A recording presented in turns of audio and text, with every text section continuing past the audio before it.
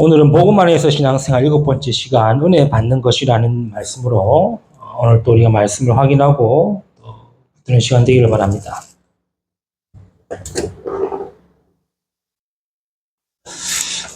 우리가 신앙생활 한다고 할 때는 계속 얘기했죠. 우리가 한다기보다는 할 수 있도록 되어지는 은혜와 힘이 있어야 된다는 것이죠.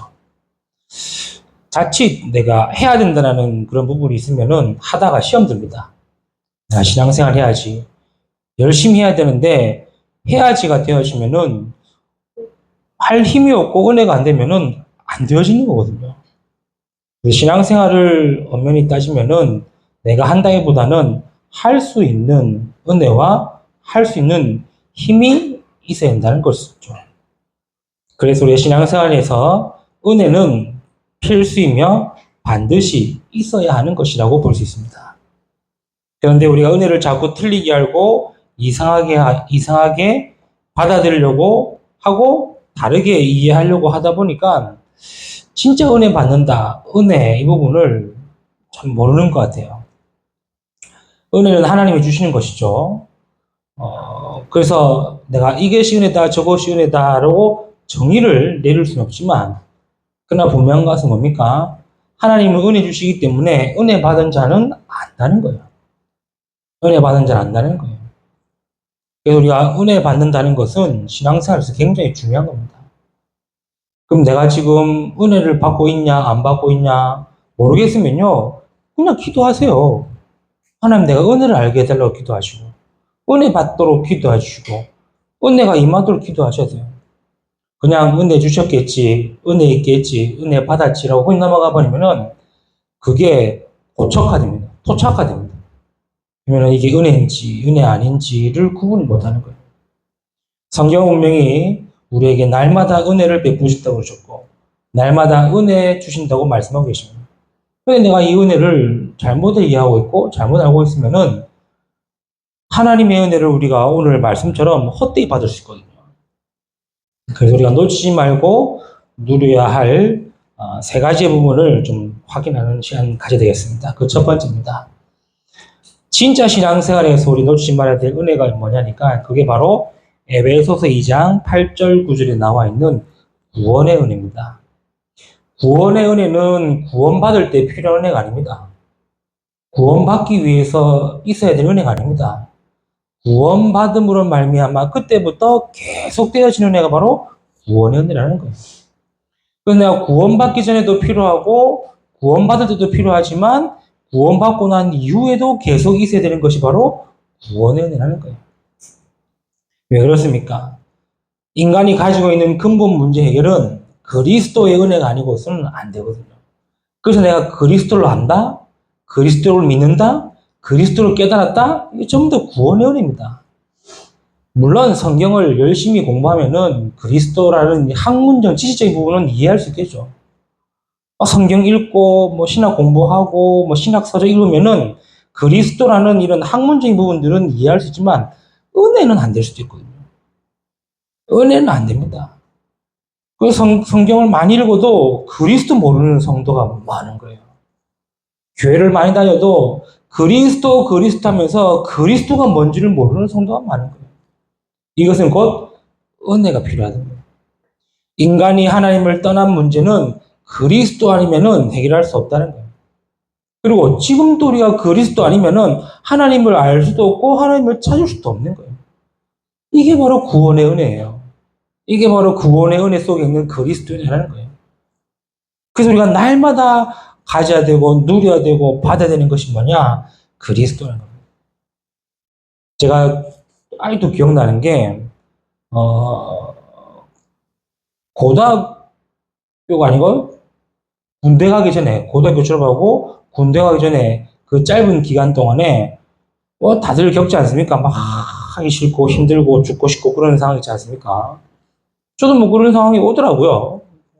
그래 있을 때 진짜 아무것도 하기 싫고 그냥 인생을 정리할까 포기할까 그런 상황 속에 있을 때 그냥 무턱대고 책상에 앉았는데 제 책상 발 앞에 뭐가 붙어 있었냐니까 오직 예수라는 팻말이 붙어 있습니다. 오직 예수 뭐 별거 아니지 않습니까? 그거는 제가 중학교 2학년 때 생일 선물로 교회에서 받은 걸로 기억나요. 아직까지 두고 있더라고요. 그럼 오직 예수, 산살이 목고래. 그 벽에 딱 앉으니까 내 눈앞에 바로 있는 거야. 그냥 멍하니 일단 오직 예수 읽었는데 뭔가 확 오더라고요. 그분이 오시는 게 아니라 오직 예수 하는데 뭐 안에서 눈물이 터진 거예요. 아무것도 없는 거예요. 오직 예수 3번 외치고 30분 동안 막 희한하죠. 그렇게만 했는데도요. 그냥 뭐가 막 리플레시 되는 느낌. 은혜가 되더라고요. 그리스도가 아니고서는 절대로 안 된다는 거예요. 구원의 은혜는 뭡니까? 그리스도를 아는 거예요. 그리스도가 믿어지는 거예요. 우리가 날마다 놓치지 말고 누려야 되는 구원의 은혜는 뭐죠? 그게 바로 죄 문제 해결은 십자가의 은혜 아니고서는 안 된다는 거예요. 이 죄 문제는요, 근본적으로 우리의 죄 용서 받았지만 계속되어지는 죄 문제 속에 있기 때문에 그 십자가의 은혜 아니고서는 죄 문제 해결이 안 되는 겁니다. 근본적으로 그리스도께서 십자가에 못 박혀 피 흘려 죽으심으로 우리의 모든 죄 문제 용서 받았지만 그러나 우리가 살면서 짓는 이 죄 문제는 해결해야 됩니다. 그래서 날마다 십자가의 은혜, 십자가의 보혈, 십자가의 피 생각해야 되는 거예요. 그 자범죄 회개한다 하지 않습니까? 그래서 우리의 죄를 하나님께 늘 회개할 수 있어야 돼요. 죄 짓고 회개하고, 죄 짓고 회개하고, 죄 짓고 회개하고 그런 말이 아니라 죄를 짓고 회개하면 안 짓도록 우리가 계속 돌아서야 되고 안 지으려고 우리가 힘을 써야 됩니다. 그래서 십자가의 은혜가 필요하다는 거예요. 그리고 또 뭐 있습니까? 이 구원의 은혜 속에 눈에 보이지 않는 사단 문제는 십자가의 죽으심과 부활하신 은혜로 말미암아 승리할 수 있게 됩니다.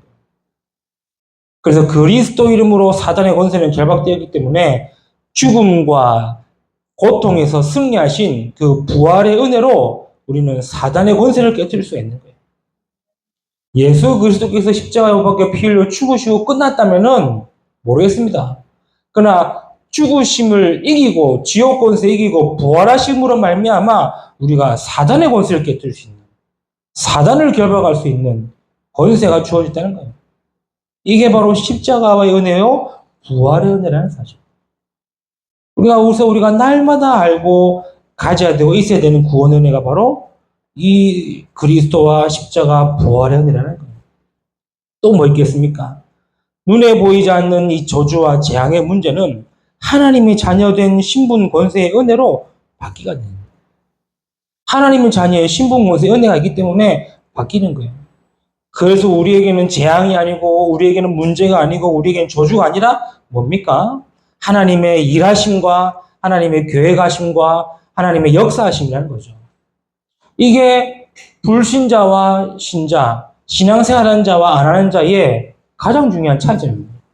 그렇지 않습니까? 불신자들은 운명, 저주, 사주팔자 믿을 때에 신자는 그렇게 믿는 것이 아니라 하나님의 계획과 일하심과 응답을 믿는 거예요. 그것은 믿으라고 믿어지는 거 아닙니다. 은혜가 되어져. 아, 하나님의 자녀, 그래서 괜찮구나.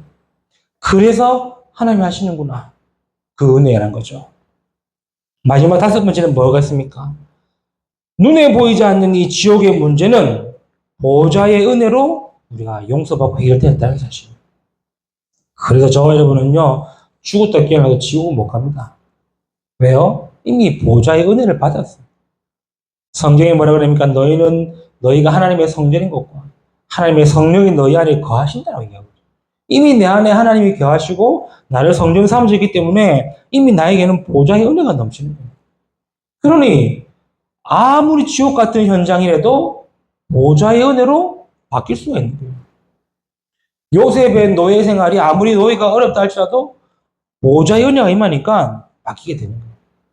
저와 여러분의 삶이 그 누가 봐도 인정이 된다 할지라도 보좌의 은혜로 회복되어지는 축복이 있기를 바랍니다. 이게 저우리 받고 알고 누려야 되는 첫 번째 구원의 은혜라는 거예요.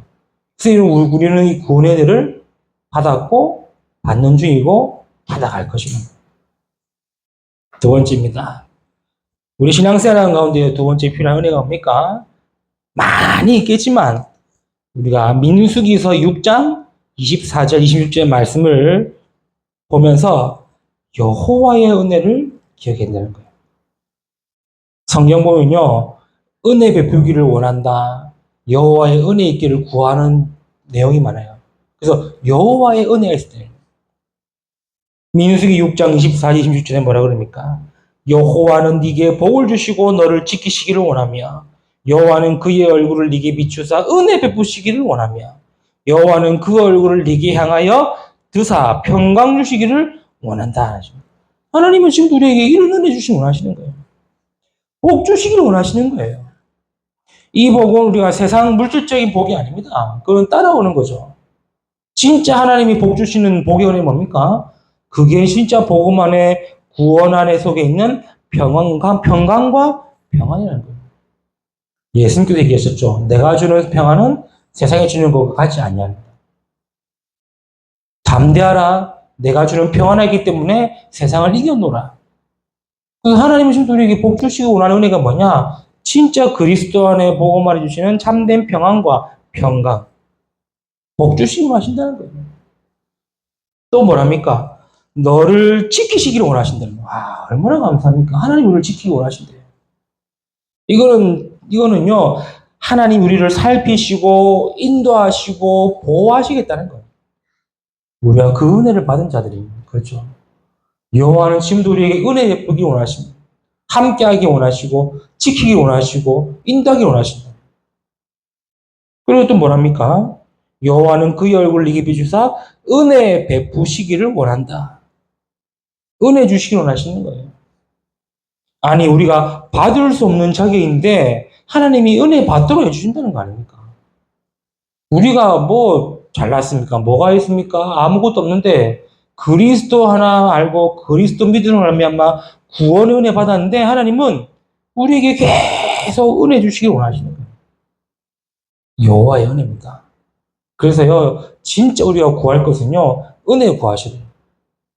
이미 와 있는데 내가 워낙 이거를 놓치니까 은혜가 은혜인지도 모르고 응답인지 모르겠는 거예요.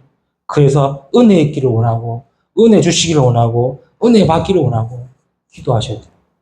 그렇죠? 이게 여호와의 은혜. 세 번째 뭐겠습니까? 내가 받은 구원의 은혜, 계속 은혜 주시는 여호와의 은혜 속에 있으니 우리의 은혜는 뭐죠? 모든 것이 은혜가 되는 거예요. 그게 고린도전서 15장 10절의 말씀이죠. 뭡니까? 나의 나된 것은 오로지 다 하나님의 은혜로 된 것이라. 바울이요, 정확하게 이거 알고 나서 뭐라고 고백했습니까? 모든 것이 하나님의 은혜라는 거예요. 여러분도 생각해 보세요. 내가 구원의 은혜 받고 여호와의 은혜 베푸심 속에 있는데 모든 것이 은혜겠습니까? 불평, 불만, 불신앙이 되겠습니까? 조금만 생각하면 다 은혜가 되겠죠. 아니, 하나님 우리에게 그리스도를 통해서 구원 주셨고 여호와께서는 우리에게 은혜 주시고 베푸기 원하시는 그 속에 있는데 우리는 모든 게 다 은혜가 되겠습니까? 아니면은 그냥 원망거리가 되겠습니까? 그래서 은혜로 바꾸시라는 거예요. 모든 것이 다 하나님의 은혜라고 바꾸시면 됩니다. 그래서 모든 것이 은혜 받을 조건이 됩니다. 내 상황, 은혜 받을 조건이다. 내 문제, 은혜 받을 조건이다. 내 여건, 은혜 받을 조건이다. 왜요? 모든 것이 은혜인데. 그리고 모든 것이 은혜의 감사 제목이 되는 겁니다. 저 사람 왜 이럴까? 왜 이런 문제 있을까? 모든 것이 은혜고 은혜 받을 조건이 되면은 그래, 감사가 되죠. 이게 성도가 은혜 받는 이유고 은혜 속에 있어야 되는 이유고 은혜를 구해야 되는 이유가 되겠죠. 그래서 기억하셔야 돼요. 하나님의 은혜는 과거, 현재, 미래 동일하게 역사하십니다. 그 말은 옛날에도 필요했고 오늘도 필요하고 내일도 필요하다는 거예요. 그래서 우리는 은혜 속에 있는 자들입니다. 오늘 본문에도 그렇죠. 은혜 받을 만한 때가 지금이라니까 지금 은혜 속에 은혜 안에 있기를 축복합니다. 바울은 디모데에게 은혜 속에 강해라 그랬어요. 왜 그렇죠? 은혜 빼앗을 환경이 많아요. 은혜 빼앗을 상황이 많아요.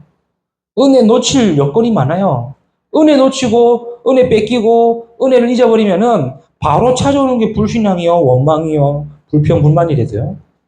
그래서 우리는 항상 은혜 받고, 은혜 속에 있고, 은혜 누리는 자 되어야 되겠어요. 이게 신앙생활입니다. 그렇죠. 왜 신앙생활이 힘들다, 어렵다? 하나입니다. 은혜가 없구나. 오늘 교회 가기 싫고, 오늘 말씀 들리 싫고, 하나입니다. 은혜가 없는 거예요. 은혜 없는 이유는 내가 은혜 받을 수 있는 상황과 은혜 받을 자세가, 영적 자세가 준비가 안 돼요. 그래서 나를 내려놓고 기도하고, 은혜 달라고 기도하는 거죠. 이번 한 주간 저 여러분도 진짜 은혜 속에 거하고 은혜로 인도받는 우리 모든 성도 되시기를 주님의 이름으로 축복합니다. 기도합니다. 하나님 감사합니다. 오늘 주신 말씀처럼 우리가 은혜 속에 있고 은혜 가운데 행하며 은혜로 인도받는 우리의 삶의 여정이 되어질 수 있도록 축복하여 주옵소서.